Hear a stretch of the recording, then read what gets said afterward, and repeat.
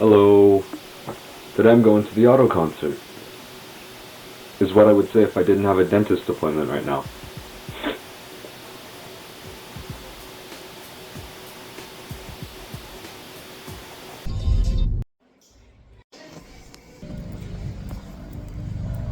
I got a freaking cavity. Well, now that we know our teeth are nice and bacteria-ridden, it's time to get this show on the road. Or at least, that is what I would say, but there's a little more to this trip than meets the eye. You see, I purchased 4 tickets for Otto's concert, however, we only have 3 people attending. Myself, my younger brother, and my friend Zav. Now you might have done the math in your head that 3 people, 4 tickets. What happened to the 4th person? Meet Rav. No, not Zav, you already met him. Out of everyone going, he is the only one in the group that has his full driver's license. Thus, we coerced him into being the driver. Just one small problem. You see, Rav here is what we in the know like to refer to as, pardon my French here, a fuck muncher. And what I mean by that is, well, let's just say you were to make plans to go to a certain concert months beforehand. Your buddy Ravdeep here agrees to be the group driver, so, of course, none of the others make any plans for alternative means of transport because, come on, you got a free ride, right? Well, 3 days before the concert, and... I'm not gonna drive you. Dude, what? No. What do you mean? We planned this 3 months ago. What do you mean you're not driving? Shut your bum ass up, bro. I don't care. I don't care about no 3 months ago. Everyone, please shame this guy. He's... oh, God. Dude. So we had approximately 72 hours before the concert, and no way up... oh yeah, did I mention that? He let us know 3 days beforehand. Isn't that just fantastic? I did mention that. I'm just mad. So we had approximately 72 hours before the concert, and no way of getting into a city in another country multiple hours away. Fantastic. After a bunch of back and forth conversations about how to get there, considering a flight, a train, a bus, a ferry, hell, even an Uber.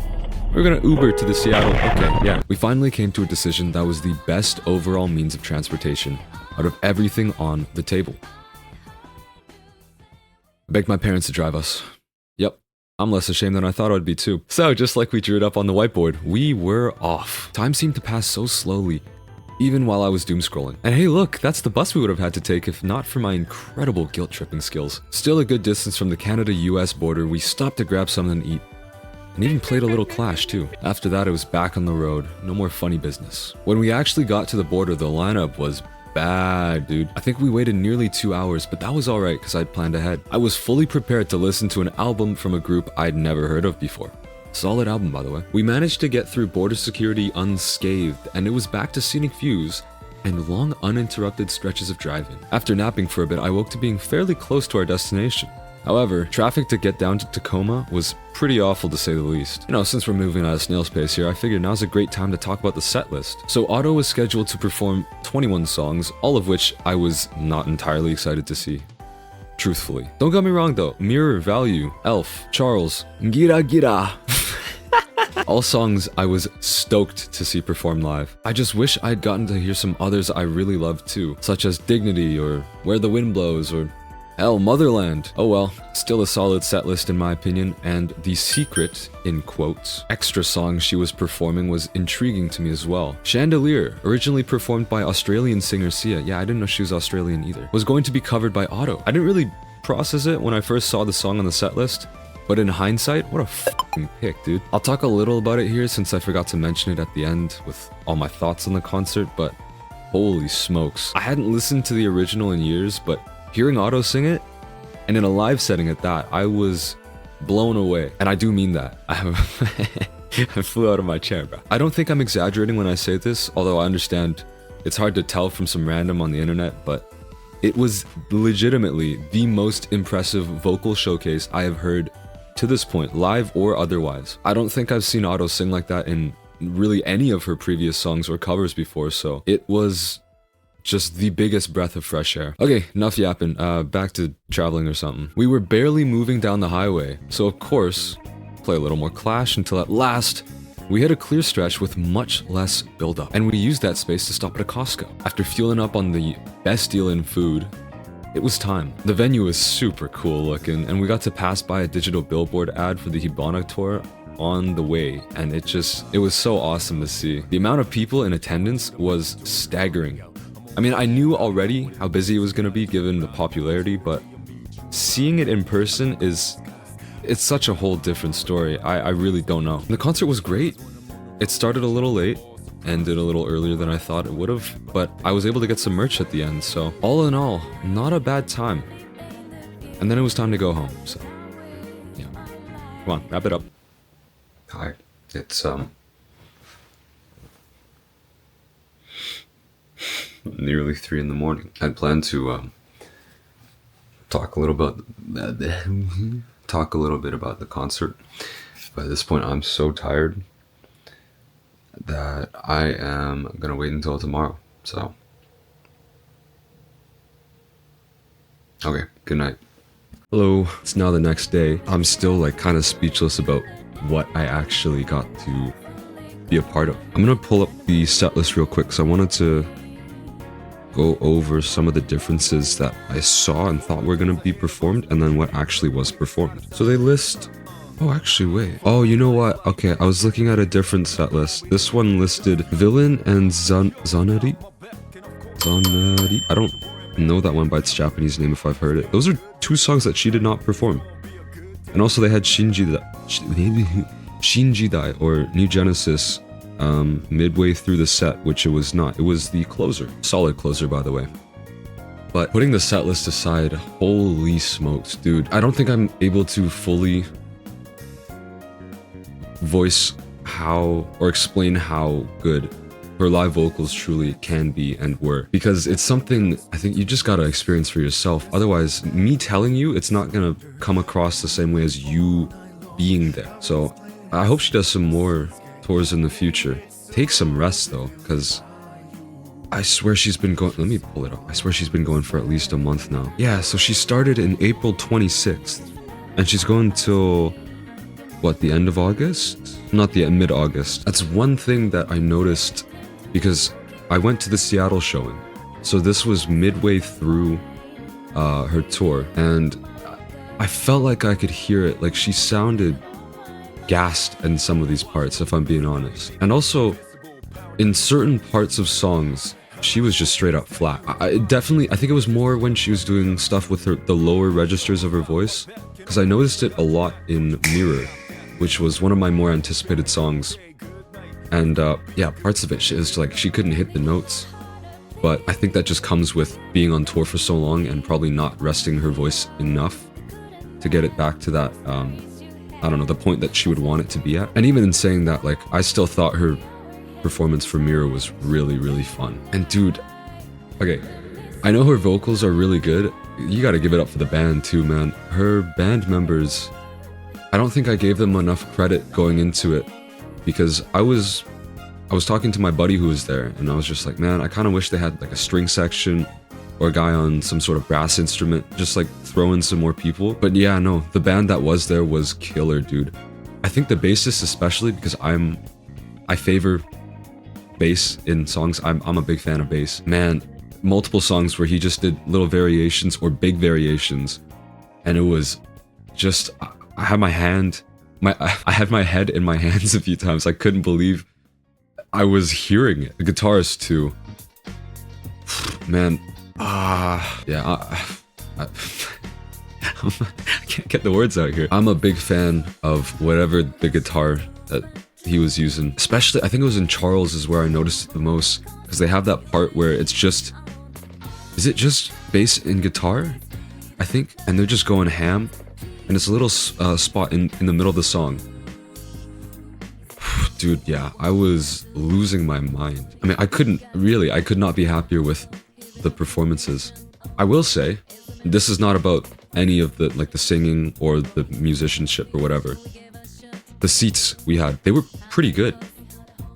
That being said, I didn't really get a good view of Otto at all. Like, we were positioned off to the side, the left side of the stage, and it was kind of at a 45-ish degree angle.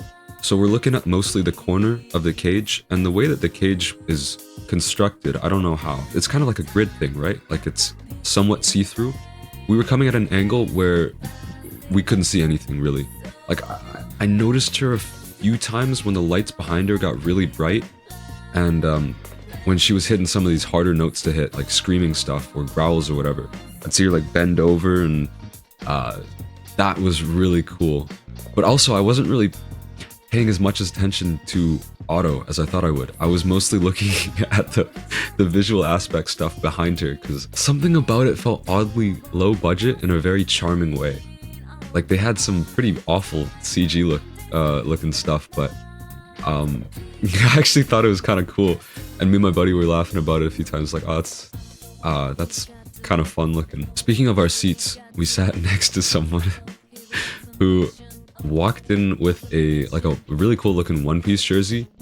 That should have been my sign that bad things were coming, because no offense to him, but shower, please, before we go out to live events. Please shower. I feel like that's just common sense, but I guess sometimes it's not. Honestly, as weird as this is to say, it didn't smell nearly as bad as I thought it could have. Because you know the reputation with a lot of, for lack of a better word, anime fans. It's not good. Yeah, I noticed him once or twice, and then I was mostly sucked into what I was hearing, which, thank goodness for that. Weirdly enough, I am kind of, I don't know, I have some more positive thoughts on certain songs that I really was not excited to go and hear live. Okay, this is kind of embarrassing. Rule. I really dislike Rule, and I say that's embarrassing because I think it's one of my more popular videos, and by a long shot. And in that video, I haven't rewatched it because I don't really want to rewatch it, but I'm pretty sure I only had very positive things to say about it.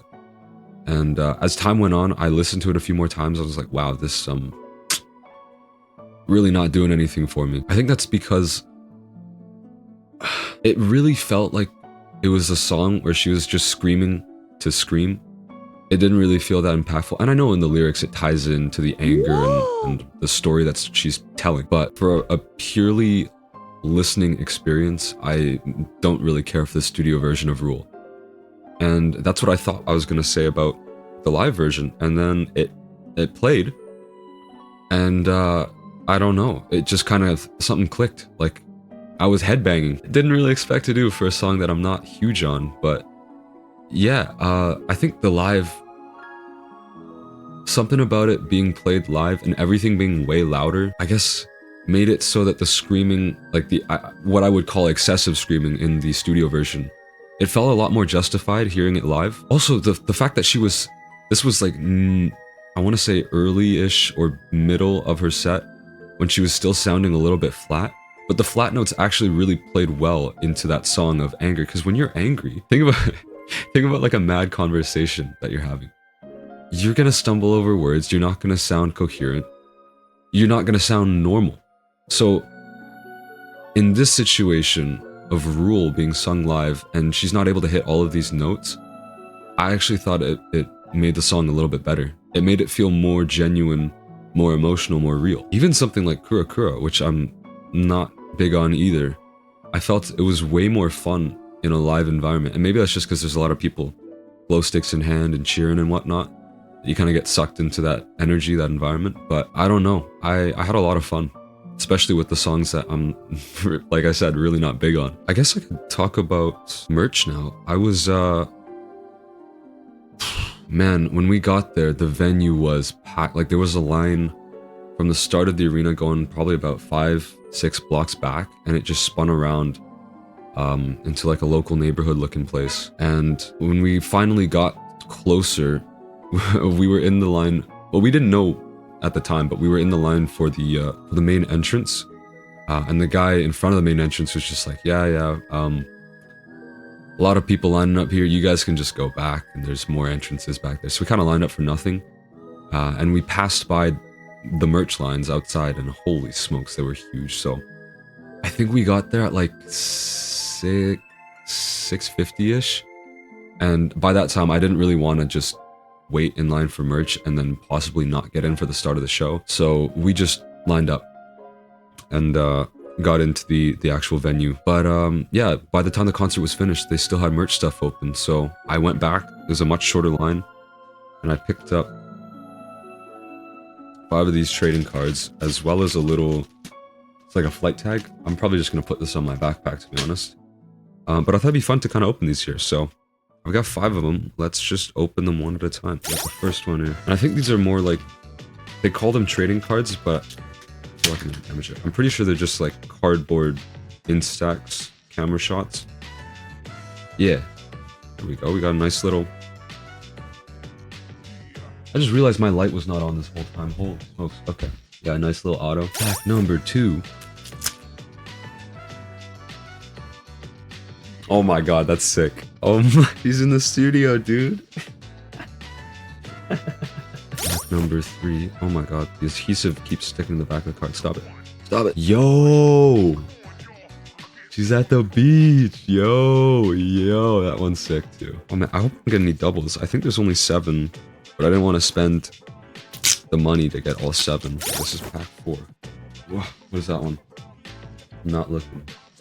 Oh, she's in the grass, dude. That's a cool one too. Okay, realistically, what am I gonna do with these though? I have I could just put them in my binder. I got a little binder. This is the last pack. Can we get some last pack magic? I don't think there's any hollow foils or anything. Oh, we didn't double up on anything. Whoa, what am I looking at here? Just like somewhere? Where? What am I? Okay, these are cool though, man. I didn't get the one. I didn't get the one I really wanted though, which was the omurice. But I might put the I don't know. It's between these two. I'm not sure which one I want to put in the back of my phone now. We'll see. Man, they robbed me blind though. That was 40 something US. Holy smokes. And here's the flight tag. Oh, that's actually really nice. Yeah, that's really nicely made. Hibana. Is that upside down? No, it's not. And then little auto on the back. And here's the... Oh, wow. Mine's all... What the hell? Yo, they sold me a bad one. It's all scuffed up. Got some nasty nicks on it. And I just opened it, man. Come on, man. I gotta talk about one last thing before I go. Just to really pad this video out. Not like it needs it. Look. I browse Reddit sometimes, okay? Okay. I like to see what's going on with, I don't know, certain games, music, whatever I'm interested in.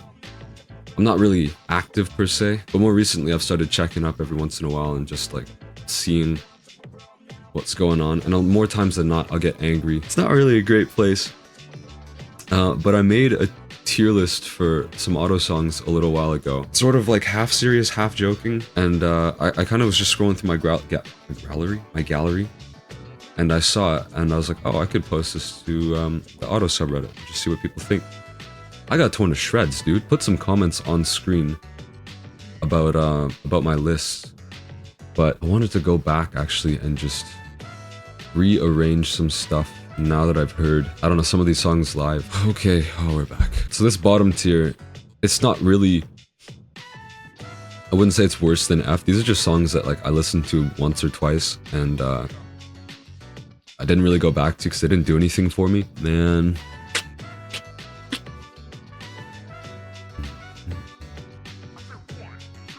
I might move Rockstar up first. I'm really struggling. Because if I was gonna move 2 songs, it would be Usewa and Rule. Both of which I don't like the studio versions of, but like hearing them live, it's so different. So, oh, this kind of hurts to do actually. Okay, I'm leaving it there. That's my...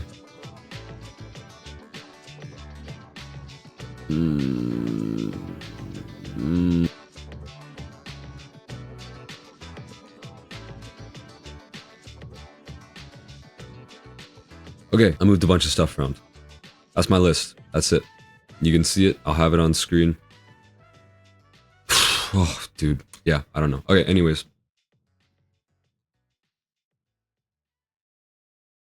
I'm gonna go. Bye-bye. Bye-bye.